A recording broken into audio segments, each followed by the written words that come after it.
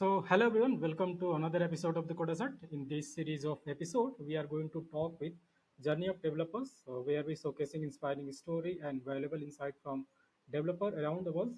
So, my name is Jitin, and today with us we have a special guest joining us, Mr.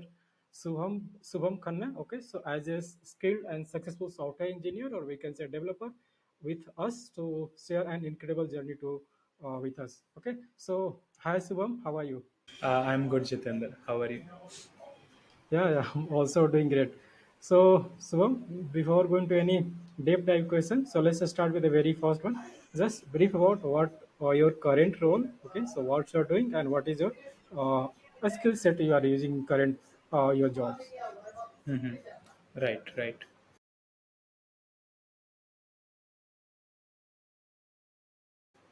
So currently, I'm working as a software development engineer at Agoda. That's a booking holdings company, and Mm-hmm. I work closely with the data pipeline team. And mostly, our Okay. work revolves around Java backend development, Mm-hmm. microservices, and all. Yeah. Okay. And what is that role? Software development role, engineers, SDE one. Yeah, SDE role. Oh, okay, so you're basically backend or front. What are the Backend. majority of the your work like backend, right? Backend, mostly backend with Java, Spring Boot, microservices. That's the technical Mm-hmm. stack that we are using. Okay, okay, okay. Yeah, so let's go to the next prompt. So let's just start with the we'll tracing your developer path. Like just describe what is your first jobs and first job till now. What are your job? What are your jobs? What are your roles, position, and also you can explain little bit locations where your that job was there, and also little bit about the job roles and skills they are using. So basically, we will is targeting from first job to current job, and what was your how we are thinking process, how we applied, have you used any platform, so you can explain about this one. So maybe if you're placed in first job as a final year, so from first job to till now this current job, you have to explain what are the path you have followed and what is your uh, Sure. strategy or okay.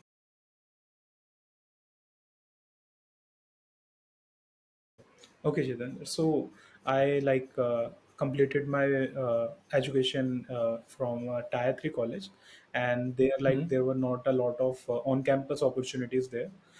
So my Hmm. first job was with a service-based company in Gurugram. Okay.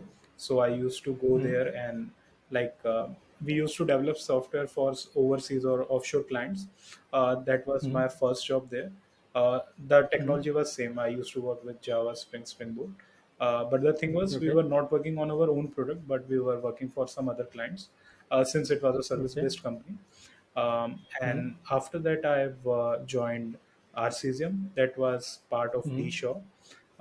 It Hmm. was kind of a post trade technology company related Hmm. to trading and asset management. There also Hmm. the technical stack was same, Java, Spring, Hmm. microservices. Hmm. And there I worked almost 1 year, and Hmm. then finally I joined at Agoda. And Agoda, as you Hmm. know, it's a part of Booking Holdings. Booking Holdings is Hmm. a like it has five other companies other than Agoda. So Okay. here I told you, like, I've been working mostly with the same technical stack, but we are also working Hmm. with that data pipeline. Like mostly the work is revolving around Kafka, Hadoop, Hmm.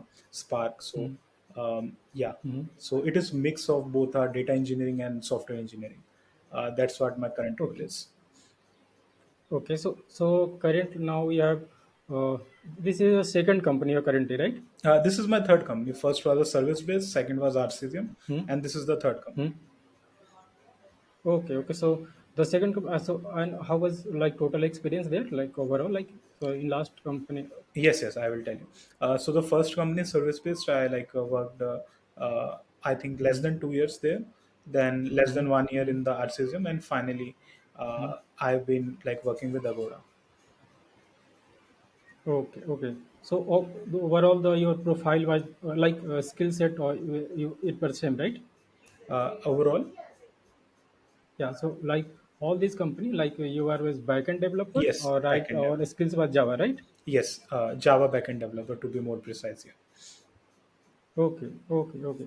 So, as you are Java developer, so what do you think as a developer? Suppose you are somebody is a student or final year, right?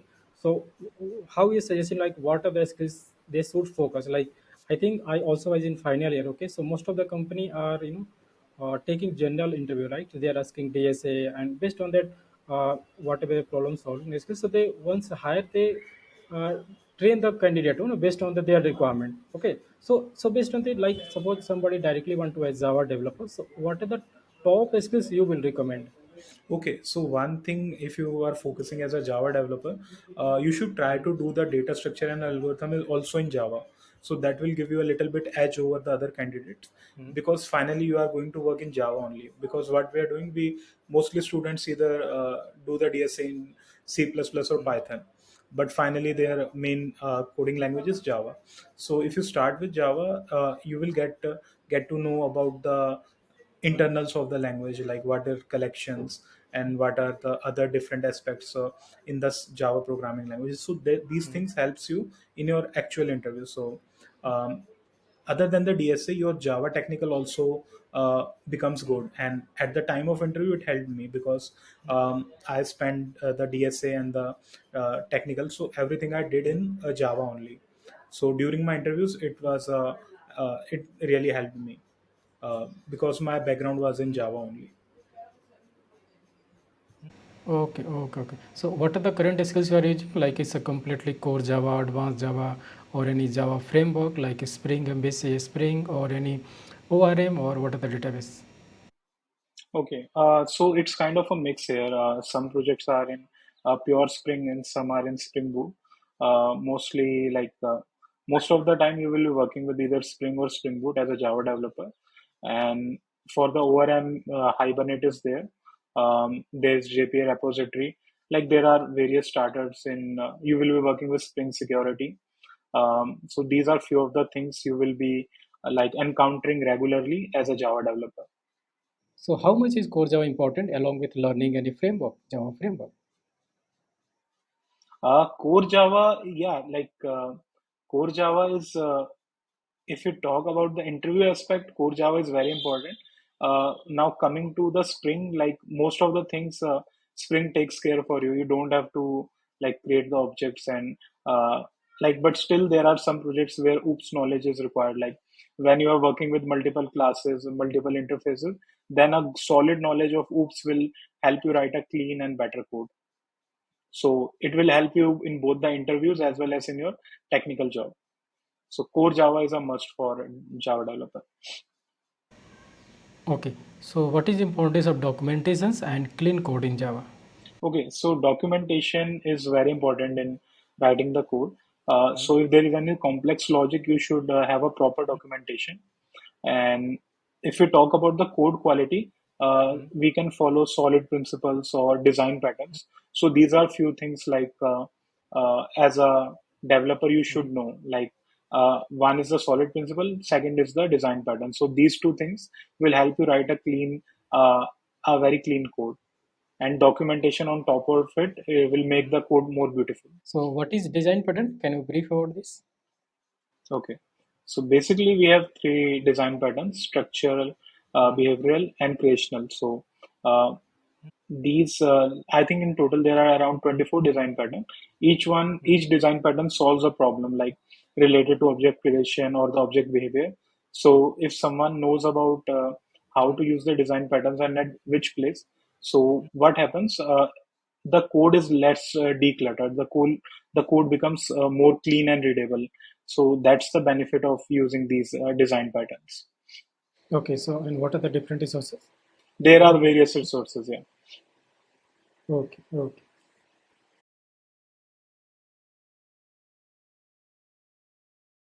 So let's talk about the coding journey and also when did you started your coding and also explain what was your subject or stream in schooling or plus two or colleges and also you can explain uh, any other thing like how any selection of courses or subject that affected your coding journey or is somehow your subject when deciding your coding or going to helpful somehow. or is what some helpful throughout your this development journey, schooling or any other college stream? Yeah, yeah. Okay. So I will tell about my background first. So I did talking about the schooling. I did the non-medical. Then in that only in the school I got a chance to work with C++. Like there was an optional object subject. So from there, like I like to work with programming and coding in general. So from Okay, so in which standard you started coding? 11th, Okay, okay. 11th, 11th.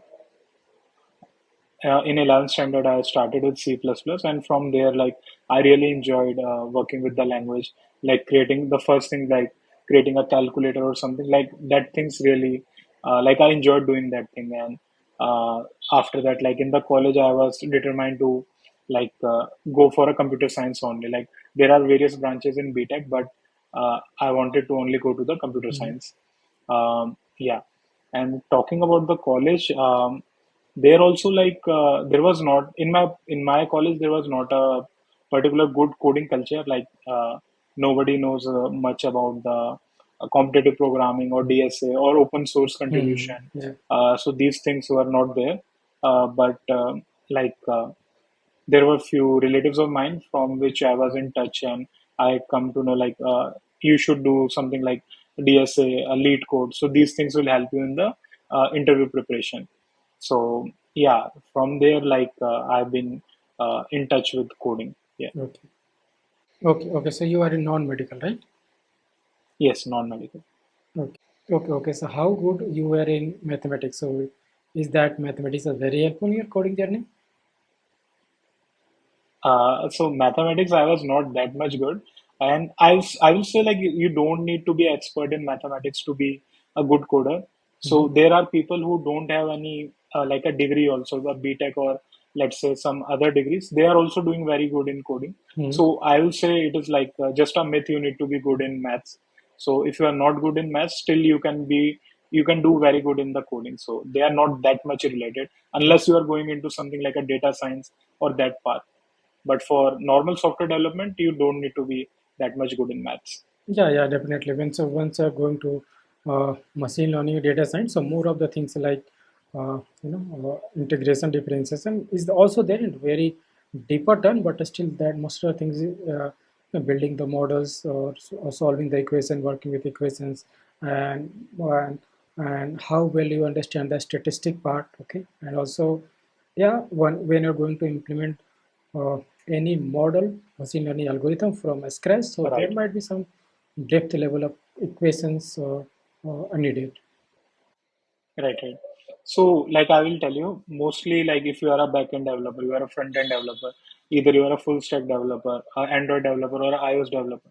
Like these are the broad categories. You don't need to be an expert in maths, but maybe if you are on the AI ML developer or working closely with something like data science, there I will say like maths is required.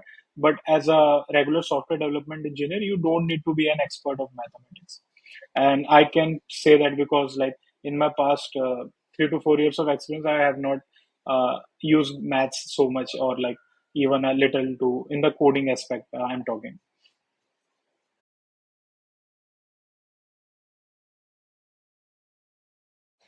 Okay, okay, okay, fine. So let's move to the next round. So what was your job search strategy, and how did you get interview calls, and also how did you apply?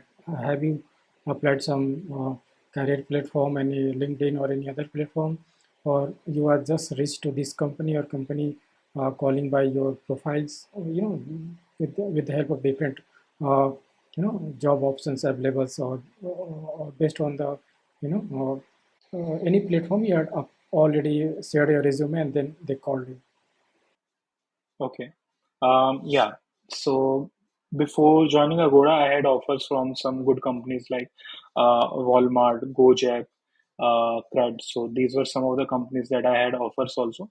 Mostly like my preparation strategy um, is you're talk. We need to first talk about the interview, getting the interview call or the actual preparation. Yeah, and also you can talk little bit about how was your interview preparation, or how was your different round in that company also. Mhm. Okay. So there are various ways I applied. Like the first thing like in which you can get the call quickly is like directly reaching out to the recruiters on social media networks like LinkedIn. So that was I used to do. I directly used to reach out to the recruiter. But for that, you need to know for which Mhm. job you want to apply. You can find the job ID, relevant job ID, and you can reach out to the recruiter with your resume and some of the data points like why they should consider you. So that's the most effective way for me to getting a call. Now, the second one is through an employer referral. So if you can't get a recruiter in the same company, you can directly reach out to an employer, and the process is same. You can share the job ID, you can share your resume, and you can share some data points like I achieved this, like I achieved this award in this competition and all. You can show what are your achievements, and you can write a good message to that person so that he can refer you. This is the second point. And the last point, if both of them are not working, you can directly apply to the either to the website, career website, or there are Mhm. some job boards like LinkedIn and InstaHire. So these I used to do so to get the maximum number of calls. Yeah. How many there are technical round generally in all this company on average? It depends. Like some companies have two, some companies have four, and some companies even have five. So I will say it ranges between 2 to 5 rounds. Okay. Good companies usually take 4 to 5 rounds. Okay, okay, okay. So, what is your current city? Yeah, in which city you currently are working? Okay, okay. My job city is actually in Bangkok, Thailand, but I'm currently working as a remote developer. Okay, okay. So, remote in India. I'm working remote in India. Yeah. Okay, okay, okay, fine. Okay, fine. So, let's talk about other questions like what is your work environment preference? So, do you like work from home or work from offices? So, describe little about all the advantage or disadvantages of this work from home or work from office. Okay. Yeah. So like since I don't have to go to office, I have some plenty of time to Mhm. work on upskilling myself. So I am able to manage like you Mhm. have to keep aside 8 hours for your job, and the remaining time you can work. Like I spend some time like on the weekends to I go through engineering blogs, and sometimes I do Mhm. give the lead code concert contest. So these are few things like I try to keep myself relevant, and um, if I think Mhm. 8 hours, if you can keep aside for the job, you have a lot of time for like either learning something or you can simply chill. So yeah. Okay, okay, okay, fine. So let's talk about little bit about what is your preference or what is your opinion about like in Java, like full stack developer, or maybe backend developer or front end developer. So how do you think all these are affected or how these are important? Like somebody is doing backend, so that is very important. Or also as Java developer, front end, that is also good thing. Uh, or you should know, all backend front end. So it's a complete full stack. So, what is your preference, or is there something matters, or is there some effect, or any significant thing you might achieve if you are a full stack developer, or maybe if you are backend developer, you're losing something. So, is there something like that? Okay. So like in Java, there are in Java 17 there are new features. So you can directly go to the documentation. What are the new features? How you can use them? That's about Java. Other than Java, like if I there are some engineering blocks like how to improve your microservices. And nowadays, like some companies are moving back from microservices to monoliths. Okay, So okay, these things like I find very interesting. Like there is an article from Amazon Prime that they have shifted from microservices to monolith. So this is a like not like it is a little weird thing, but if you look into the details of that blog, you will find out why they made that decision. What were the what was the analysis behind that? So these kind of things I find interesting and like spend my time. Yeah. Okay. So it depends. Like there is not a shortage. Like even if you are a full stack or even if you are backend, it doesn't make a lot of difference. If you should be good in whatever you are doing. If you are a backend developer, you are good in that. So you will get a chance if you are having interest working on the front end.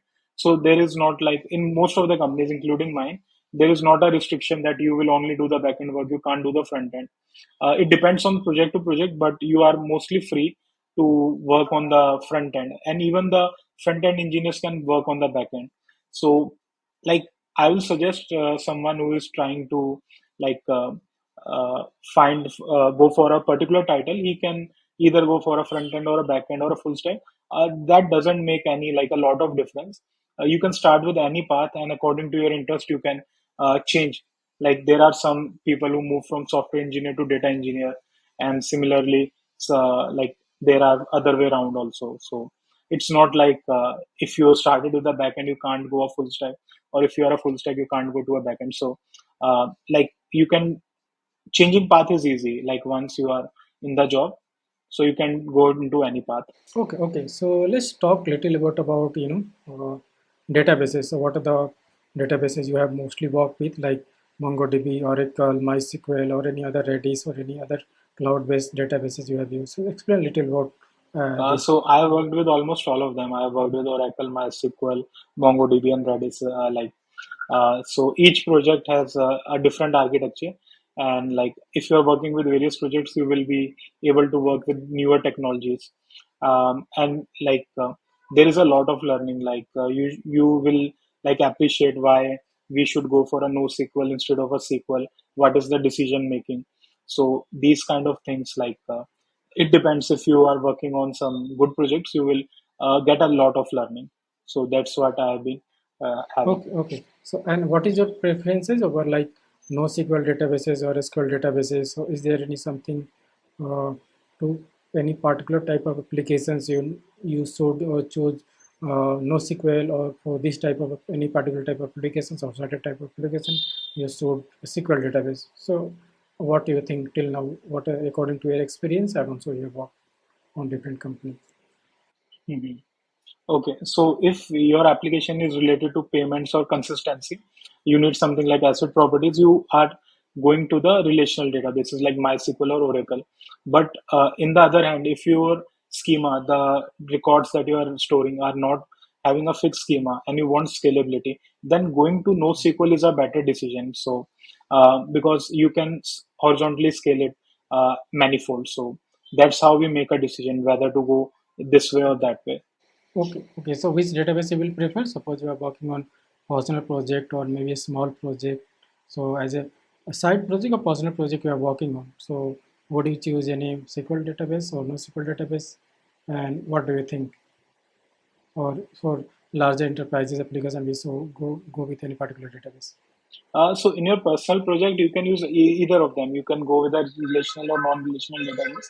So whichever is like you can use something like MongoDB with the Atlas server, and you can either use something like MySQL. So for a personal project, since you are not dealing with a large scalability, uh, both of them works, right? So it's up to you. You can use anything. If we are talking about the personal project where we are not much keen on the scalability and number of users, yeah. Okay. So do you think is there any advantages of suppose if you are using Mhm. NoSQL database over SQL on any streaming applications, OTT applications, Right. OTT platforms, Hmm. so this type of thing. So do you think any performance issue or any performance matter of selecting any Yes, of these that databases? will be helpful. That will be helpful since we are dealing with streaming. MongoDB will be a better choice here. Other than that, for streaming, you can also use something like messaging queues like Kafka. So there are various technologies. Like for each problem, you can have like different sets of use Mhm. cases you can choose from. Yeah. Okay, okay. And what is your experience about different cloud services like AWS, Microsoft Azure, Google Cloud? So, have you worked on these cloud services? Just basically this cloud platform. What was your Sure. experience about this? Okay, so in our current company, we don't use any public cloud. We have our own private cloud. We Okay, okay. maintain the servers ourselves. We use Docker and Kubernetes extensively. Hmm. Like in the previous company, we used to have the AWS, but Okay. in my current company, Agoda, we use something like private cloud. All the infra is handled by our infra team, Hmm. and we are not dependent on any public cloud provider like AWS or Microsoft Azure. Yeah. Okay, okay.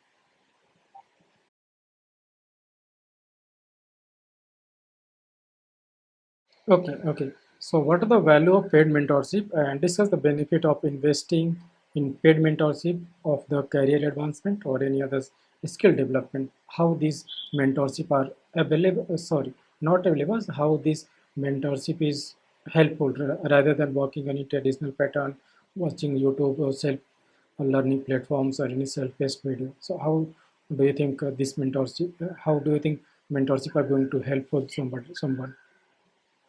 Sure. So as uh, a fresher has various choices to go. Like he can work on the competitive programming side. He can work on the open source contribution. So there is a lot of confusion at what should I do. Uh, I want to crack something like a product based company. What path should I do? I should go for like I should do 500 lead code questions, or I do some open source. So there is a lot of confusion between freshers, and so they need some guidance. So what to do? They need some plan. Like they don't have a lot of time. They need to plan their actions accordingly so that they can crack their dream company. So there the role of mentor comes in. The mentor helps you to basically understand your current situation. What is your preparation and levels? What is your target companies? And they help you tailor a basically a custom path using which you can like achieve that dream company. So a mentor and a mentee sits together and designs like what should be the plan of action for the upcoming let's say next few months or years. So like having a set goal is a real differentiator.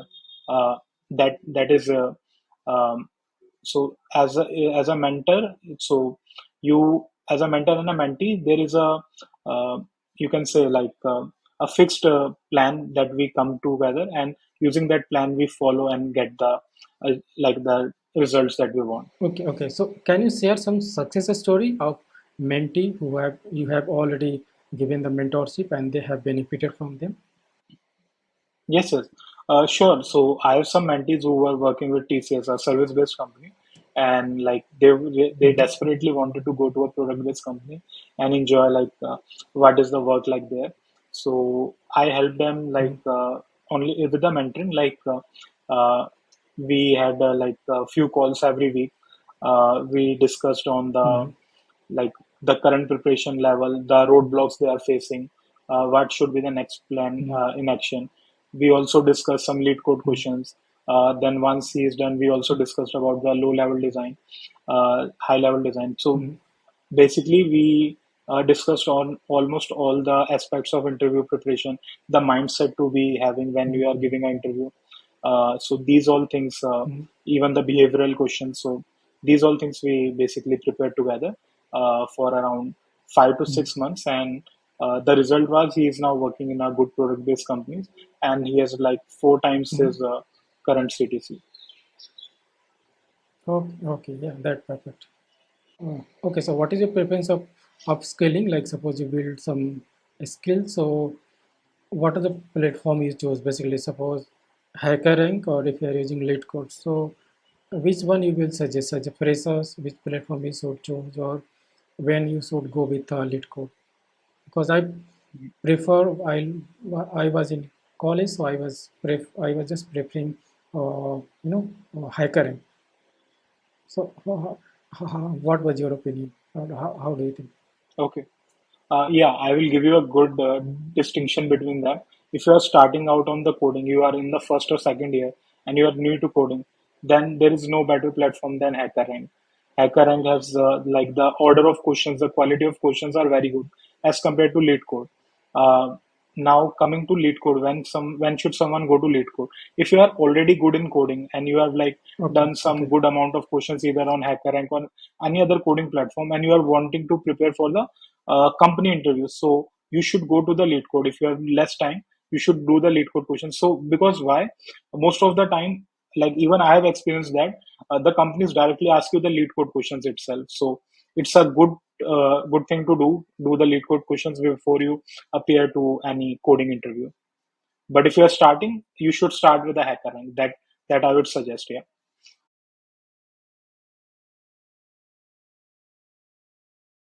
Okay, so let's talk about the senior colleague contribution, how they were helpful, and share how senior professionals have influenced your career development Hmm. and provided some guidance to advance or learn uh, in throughout your development journey. Yeah, yeah. Right. So, I will tell you, like, as a junior, if we talk in terms of a junior, you should, before you reach out to the senior, I'm telling from my experience, when I joined, in my early days of software development, I used to ping my senior more often. So he told me, first of all, you should try the things yourself, then only you should come to me. So this is one thing you should also follow. Before you reach out to your senior, try to do all the things. Like, you should go to the senior with your own points, like, these are the points I tried this, and this was the result. I am facing this issue in this. So you should have some points before reaching out to the senior. The reason is because when you reach out to the senior and you don't have any points to help him, it will become a cumbersome task. But if you bring some points to him, and like, these are the things I tried and these are the few issues I am facing, so it will be faster for him as well as you to get to a quick resolution. So these are a few tips, like, when you are trying to reach to a senior developer.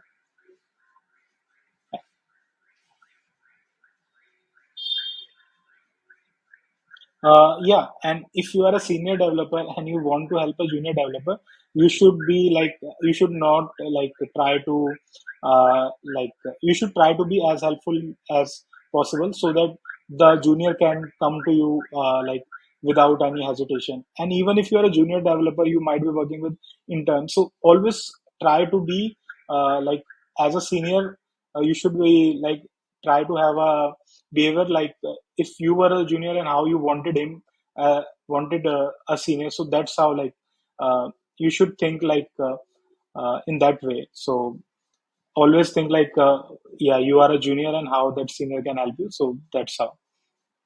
Okay, okay. So what is advantages or disadvantages of work from home or work from offices? Just brief about some work environment you prefer. Work from home has both advantages and disadvantages, Mhm. but I will say the advantages are more as compared to disadvantages. So, like, the advantages are many. You stay with your family, you don't have to travel, you save fuel, you save cost. So these are some of the advantages of work from home. But now, talking about the disadvantages, the communication, trying to discuss in person is different as discussing in on a meeting or something. So that is a little different. But if you can handle the communication part, then I think work from home is a easy thing to Okay, do. and this is same for the fresher. How do you think? Is fresher going to be For more?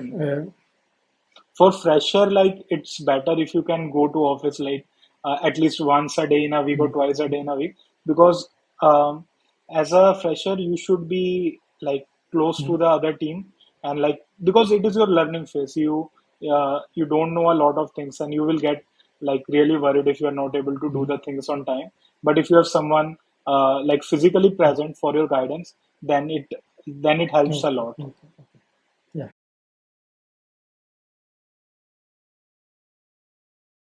Okay, okay, fine. So let's move to the next question. So next uh, prompt. So how did you balancing your entrepreneurship with employment? So do you think it's possible, or if possible, so what are the difficulties you have to face, or how can you you're doing job somewhere and parallelly you can do some entrepreneurship. So what are the challenges, or how do you look on this? During your work as an entrepreneurship, okay. So I think this will be a little difficult, like, because having an everyday job and doing the entrepreneurship side by side, it's kind of difficult. And for doing entrepreneurship, you should have some basics, like you should have some experience. So uh, I can say, I still need some time to be like more know more about my stuff, so that I can maybe in future do some entrepreneurship related to, let's say, our software or IT. But at this point of time, I think I still need more experience to work as an entrepreneur. So yeah, once you are experienced, you can go to that path also. Okay. So do you have any friend or like they are doing entrepreneurship while their job? Yeah, most probably, or maybe they are successful in those, or they are only fully dedicated on Mhm. uh, businesses or Yeah. employment. So they are doing entrepreneurship not in the IT field, but on the food chain Okay. business. Like they have opened few restaurants, and Mm-hmm. they are like, I will say they are earning more than me. So like entrepreneurship, if you are putting your efforts, then each path like Mm-hmm. leads to you a good path. Like wherever you go, you can, if you have the Okay, dedication and all, okay, you okay, can okay. always Right. find a path.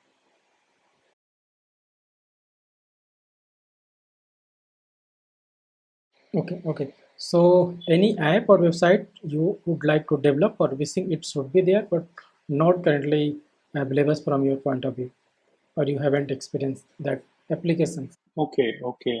Good question. I have to think about it. There is almost an app for each problem in the market. Like here, for food or for car, there is already one app.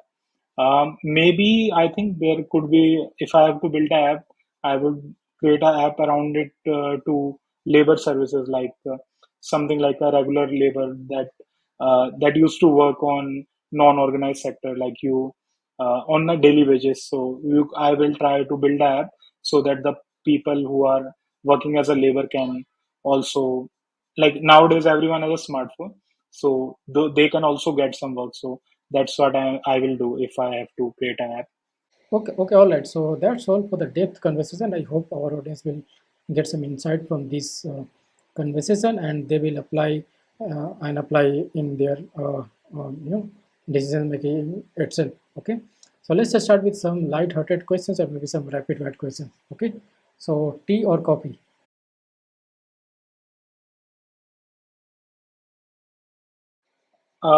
So I prefer coffee. Like it it keeps me doing work, like even in the morning or in the night. Yeah. Okay. So best time to do exercises, morning or evening? Which one? Which time you prefer for exercise? Morning time I try to spend like 1 hour a day to do the exercise and all, because like fitness is important, because our job is a desk job, and physical like activities are very Mhm. low as compared to other jobs. Yeah, yeah. Okay, okay. So next question, what is your favorite IDE or editor, integrated development environment? You're referring for code. Okay. IntelliJ is my favorite ID because I'm doing most of that Java development. Mhm. IntelliJ is my favorite ID. Before that, I used to uh, like have C++ coding also. There I used to Sublime Text. Yeah. Okay. So why not VS Code or Eclipse? VS Code and Eclipse. So VS Code, like I have worked with VS Mhm. Code for front end, but like my most of the work is in backend. For that, you either use something like a Mhm. Eclipse or a IntelliJ. And now coming to Eclipse and IntelliJ is a little bit more better in terms of the auto completion and suggestion. So that's why I find that one more like preferable over the other. Okay, okay. Any specific feature you like to do? But I especially like, pair coding or code with me feature of this IntelliJ. The look and feature are good, like the shortcuts are pretty good. So yeah, that's why I like it. Okay, fine, fine. So now let's move to next one. So self-paced learning courses or one-on-one mentorship. Which one you will prefer? I will like one-on-one mentorship, because like Okay. learning, if you talk about learning, there are endless resources. But then there is a confusion which one to start, which one to follow. Like if we are having some particular time duration and we want to achieve few things, and then there is a lot of confusion which tutorial to follow, which data sheet to follow. Like there are hundreds of data DSA question sheets to do. Like someone preparing for DSA, he is very confused what to do, what to follow. So like having a one-on-one mentorship is better, because the mentor will help you in basically understanding your current situation, what are the requirements you need, and what will be the future plan. So these all things one-on-one mentorship can only solve. Okay, okay. So YouTube versus YouTube or official documentation for learning and tutorial. Okay.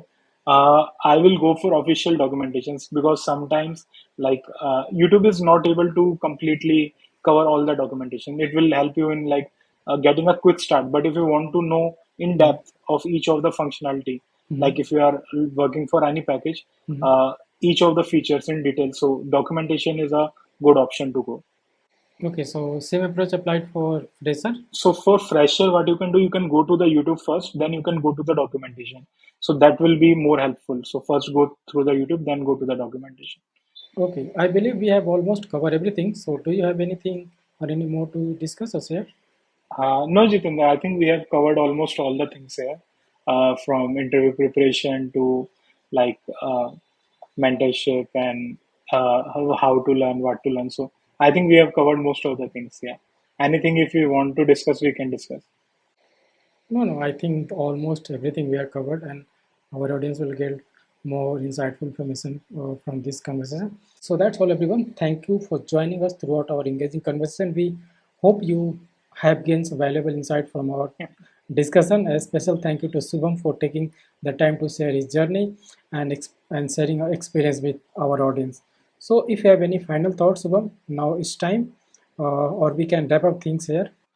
Yeah, so final notes is like whatever you are doing, do it with full spirit and full your determination.